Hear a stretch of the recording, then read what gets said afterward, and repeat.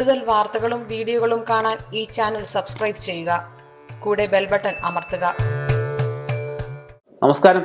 ഏഷ്യാനെറ്റ് ടിവിയുടെ എപ്പിസോഡിലേക്ക് എല്ലാ മാന്യപ്രേക്ഷകർക്കും ഹൃദയം നിറഞ്ഞ സ്വാഗതം. ഇന്നത്തെ നമ്മുടെ വിഷയം എന്ന് വെച്ച് കഴിഞ്ഞാൽ പെട്ടെന്ന് ഫലം കിട്ടുന്ന കുറച്ച് മന്ത്രങ്ങളെ പറ്റി. അപ്പം മന്ത്രങ്ങൾ എന്ന് വെച്ചാൽ എന്താ? മന്ത്രിക്കുക, അല്ലെങ്കിൽ നമ്മൾ നെഗറ്റീവ്സിനെ മാറ്റാനായിട്ട്, പോസിറ്റീവിൻ്റെ അഭാവം കൂട്ടാനായിട്ട്, പല ഐശ്വര്യങ്ങളും ഉണ്ടാവാനൊക്കെ ആയിട്ട് ഒരുപാട് മന്ത്രങ്ങൾ നമ്മുടെ സംസ്കാരം അനുസരിച്ച് നമുക്ക് പറയുന്ന 3300 കോടി ഭഗവാന്മാർ, ദേവതാ സങ്കല്പങ്ങൾ ഉണ്ടെന്ന് പറയും. 33 കോടി ഭഗവാന്മാരെന്നൊക്കെ നമ്മൾ കേട്ടിട്ടുണ്ടായിരിക്കും അല്ലേ? അപ്പം അങ്ങനെ ഓരോ ഭഗവാന്മാർ ഓരോ കാലഘട്ടത്തിൽ ഓരോ അവതാരങ്ങൾ എടുത്ത അവസ്ഥകൾ പറയാറുണ്ട്. അപ്പോൾ ഓരോ അവതാരത്തിന് പിന്നിലും ഓരോ ലക്ഷ്യങ്ങൾ പറയപ്പെടുന്നുണ്ട്. എല്ലാ മന്ത്രങ്ങൾക്കും ശക്തിയുണ്ട്. ശക്തിയില്ലാത്തതായിട്ട് ഒരു മന്ത്രങ്ങളും തന്നെ ഇല്ല. അപ്പം നമുക്ക് കേരളീയ താന്ത്രിക വിധിപ്രകാരം പറയുകയാണെങ്കിൽ ഒരു ഉപനയനം കഴിച്ച ഒരാൾക്ക് വൃത്തിയായിട്ട് പൂജാതി കർമ്മങ്ങൾ അറിയാവുന്ന ഒരാൾക്ക് സംസ്കൃത പദങ്ങൾ ചേർത്ത് ശുദ്ധവൃത്തിയായിട്ട് ഉപാസനയുള്ള ഒരാൾക്ക് ഗുരു ഉപദേശത്തോടി, കൂടാതെ തന്നെ ഒരു 5ലധികം ആചാര്യന്മാരുടെ നിർദ്ദേശത്തോടി പുതിയ മന്ത്രങ്ങൾ സൃഷ്ടിക്കുക എന്ന് പറയുന്നുണ്ട്.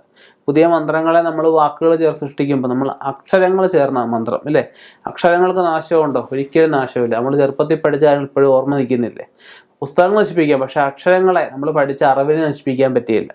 അപ്പം അങ്ങനെ ആ നാശമില്ലാത്ത വാക്കുകൾ ചേർത്ത അക്ഷരങ്ങൾ ചേർത്ത മന്ത്രങ്ങൾക്ക് പവറുണ്ട്. അത് കൃത്യമായ ഛന്ദസ്സോടുകൂടി, ഇപ്പോൾ ഓരോ മന്ത്രങ്ങൾക്കും ഓരോ ഛന്ദസ് പറയപ്പെടുന്നുണ്ട്. ആ ഛന്ദസ്സോട് കൂടി തന്നെ, അതായത് ഒരു ലോക്ക് നമുക്ക് തുറക്കണം എന്നുണ്ടെങ്കിൽ എന്ത് വേണം? താക്കോല് വേണം എന്ന് പറഞ്ഞ പോലെ തന്നെ നമുക്ക് ആ ഛന്ദസ്സോട് കൂടി ജപിക്കുന്ന മന്ത്രങ്ങൾക്കാണ് പൂർണ്ണ ഫലസിദ്ധിയൊക്കെ പറയപ്പെടുന്നത്. ഇപ്പം ഓം നമോ നാരായണായ, നമുക്കതിന് ഛന്ദസ് ആവശ്യമില്ല, അഷ്ടാക്ഷരമാണ്. ഛന്ദസ് എന്നാൽ ജപിക്കാം. ധ്യാന ഋഷി ദേവിയാസ്ത പരമാത്മാദേവത, അങ്ങനെ നമുക്കത് ജപിക്കാം. ഇപ്പം ഗായത്രി മന്ത്രം, വിശ്വാമിത്ര ഋഷി ഗായത്രി ഛന്ദസ് സീതാദേവത നമുക്ക് ജപിക്കാം, ഛന്ദസ് തൊട്ട് ജപിക്കാം.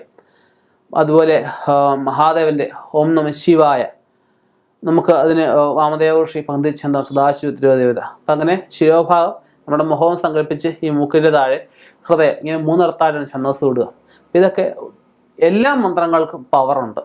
പ്രത്യേകിച്ച് നിർബന്ധമായിട്ടും എല്ലാവരും ജപിക്കുകയെന്ന് വെച്ചാൽ അഷ്ടാക്ഷരവും പഞ്ചാക്ഷരവും ഹരേ രാം ഹരേ കൃഷ്ണ, അതുപോലെ നമുക്ക് മംഗളസൂക്തങ്ങൾ, അതായത് മംഗളം നല്ലത് സംഭവിക്കാനുള്ള സൂക്തങ്ങൾ ധാരാളം പറയപ്പെടുന്നുണ്ട്. ഭാഗ്യസൂക്തമുണ്ട്, സമാസൂക്തമുണ്ട്, ശ്രീസൂക്തമുണ്ട്, ശ്രീകര സൂക്തമുണ്ട്. അങ്ങനെ ഭദ്രകാളി ഇഷ്ടസൂക്തം, ശിവന്റെ ഇഷ്ടസൂക്തം, വിഷ്ണുവിൻ്റെ ഇഷ്ടസൂക്തം, നാരായണ സൂക്തം, ഒരുപാട് സൂക്തങ്ങൾ പറയുന്നുണ്ട്. സഹസ്രനാമങ്ങൾ പറയപ്പെടുന്നുണ്ട്. ഇതൊക്കെ നമ്മുടെ സമയവും സാഹചര്യവും അനുസരിച്ചാണ് നമുക്കിരിക്കുക. നമുക്ക് സമയമുണ്ടെങ്കിൽ നമുക്ക് ഈ പറഞ്ഞ പ്രധാനമായിട്ടും 8 ദേവന്മാരെ പ്രധാനമായിട്ടും ഭജിക്കണമെന്നാണ് പറയുന്നത്, നിർബന്ധമായിട്ടൊരു ദിവസം. ഒന്നാമത് തന്നെ നമുക്ക് ഗണപതി ഭഗവാനും, മഹാവിഷ്ണു ഭഗവാനും, ദുർഗാ ഭഗവതി, മഹാദേവനും, സുബ്രഹ്മണ്യസ്വാമി, ശാസ്താവ്, ശങ്കരനാരായണ സ്വാമി, അതുപോലെ തന്നെ ഭദ്രകാളി. അപ്പം ഇങ്ങനെ 8 പേരെ നിർബന്ധമായിട്ട് എന്നും ഭജിച്ചിരിക്കണം എന്നാണ് പറയപ്പെടുന്നത്. അപ്പം ഈ 8 പേരുടെ മന്ത്രങ്ങളൊക്കെ നമ്മൾ നിത്യം ജപിക്കുകയാണെങ്കിൽ ഏറ്റവും ഗുണകരമാണ്. നമുക്ക് വരുന്ന നല്ലൊരു തരത്തിൽ ദുരിതങ്ങളെ മാറിക്കിട്ടാൻ സഹായിക്കുമെന്ന് പറയപ്പെടുന്നുണ്ട്. പെട്ടെന്ന് ഈ 8 ഭഗവാന്മാരുടെ മന്ത്രങ്ങൾ നമുക്ക് കിട്ടാവുന്ന മന്ത്രങ്ങൾ നമ്മൾ ജപിച്ചു കഴിഞ്ഞാൽ പെട്ടെന്ന് നമുക്ക് ഫലശുദ്ധി ചെയ്യുന്ന മന്ത്രങ്ങളായവയല്ല. ഇപ്പോൾ നമുക്ക് ജപിക്കാൻ ഏതൊക്കെ മന്ത്രങ്ങളാണ് നമുക്കറിയാവുന്ന മന്ത്രങ്ങളൊക്കെ നമുക്ക് ജപിക്കാം. കീർത്തന പുസ്തകങ്ങളിലൊക്കെ ധാരാളം മന്ത്രങ്ങളെ പറഞ്ഞിട്ടുണ്ട്. അപ്പം നമ്മൾ ശുദ്ധവൃത്തിയായിട്ട് മനസ്സേകാഗ്രമായിട്ട് നമ്മൾ ജപിക്കണം. അതുപോലെ തന്നെ നമുക്ക് ഈ 5 തിരിയിട്ട വിളക്കിൻ്റെ മുമ്പിൽ ജപിക്കുന്ന മന്ത്രങ്ങൾക്ക് പ്രത്യേക ഫലസിദ്ധിയായിട്ട് പറയപ്പെടുന്നുണ്ട്.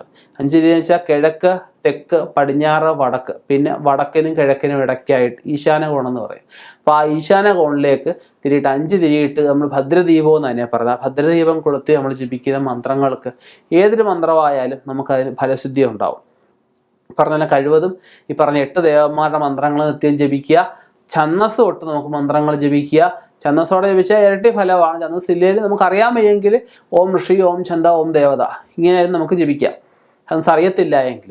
അങ്ങനെ നമുക്ക് ഈ പറഞ്ഞ 8 ദേവതാ സങ്കല്പങ്ങളുടെ മന്ത്രങ്ങൾ, ഇപ്പം നമ ശിവായ പറഞ്ഞു, ഓം നമോ നാരായണായ എന്ന് പറഞ്ഞു, ഭദ്രകാളിയുടെയാണ് ഓം ഐംക്ലീം സോം ഹ്രീം ഭദ്രകാളി നമഃ നമുക്ക് ജപിക്കാം. ദുർഗാഭഗവതിയാണ് ഓം ഹ്രീം ദുർഗായി നമഃ നമുക്ക് ജപിക്കാം. വേലായുധ സ്വാമിയുടെ ആണെങ്കിൽ ഓം വജ്രഭുവേ നമുക്ക് ജപിക്കാം. ഇപ്പം ശാസ്താവിൻ്റെ ആണെങ്കിൽ നമുക്ക് സ്വാമിയെ ശരണയ്യപ്പ നമുക്ക് പറയാം. അല്ലെ പിന്നെ നമുക്ക് ഓം ഘൃം നമപരായ ഗോപ്ത്രേ നമഃ നമുക്ക് ജപിക്കാം. അങ്ങനെ ഓരോ ദേവതാ സങ്കല്പങ്ങൾക്കും ഓരോരോ മൂലമന്ത്രങ്ങൾ ധ്യാനങ്ങളും ഒക്കെ പറയുന്നുണ്ട്. അപ്പം നമുക്കത് നമ്മൾ പ്രാർത്ഥനാ പുസ്തകത്തിലുള്ളതുപോലെ ഉപദേശം വേണ്ടതുണ്ട്, ഉപദേശം വേണ്ടാത്തതുണ്ട്.